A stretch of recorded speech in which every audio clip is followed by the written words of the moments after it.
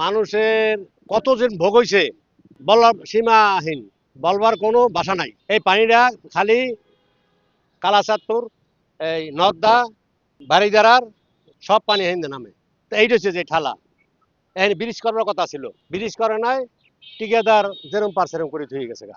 এখন তো দেখেন যে আপনি তো দেখেন যে অবস্থাটা কি, কোনো একটা প্রাইভেট কার গেলে অন্য গাড়ি যেতে পারে না, একটা ট্রাক আইলে গাড়ি সব বন্ধ। আমাকে ঢাকাটা সবটা আটকা নিয়া পানি যাইবে কোনো দিক দিয়ে, কোনো লাইন নাই, রাস্তা পদ্মা বেরি দেওয়ার কারণে সব পানি ভিতরে থাকে, বাইরে যায় না। রামপুরা ব্রিজটা যদি ওই ব্রিজ যদি সুলিশ না থাকতো, তাহলে ঢাকা শহর আমাকে এইসব বাড়িকে সব তলায় দিত। ঢাকা শহর লালবাগ বইয়ে দেখছি একটা মহিলা কোনো ব্যক্তি রাস্তা হালায় নাই। এখন এই দেশে সব মাতবার বেশি মাতবার হয়েছে যাই টোকাইরা, টোকাই গুলো কথা দিতে পারবেন না, কোনো কিছুতে পারবে না বাজান, কোনো কিছুতে না। এই যে সন্ত্রাসী করে কারা, ওর মায়ের বাসায় কাজ করে, ওরাই সন্ত্রাসী করে, ওরাই ডাকাতি করে, ওরাই লুটতরাজ করে, ওরা গডফাদার।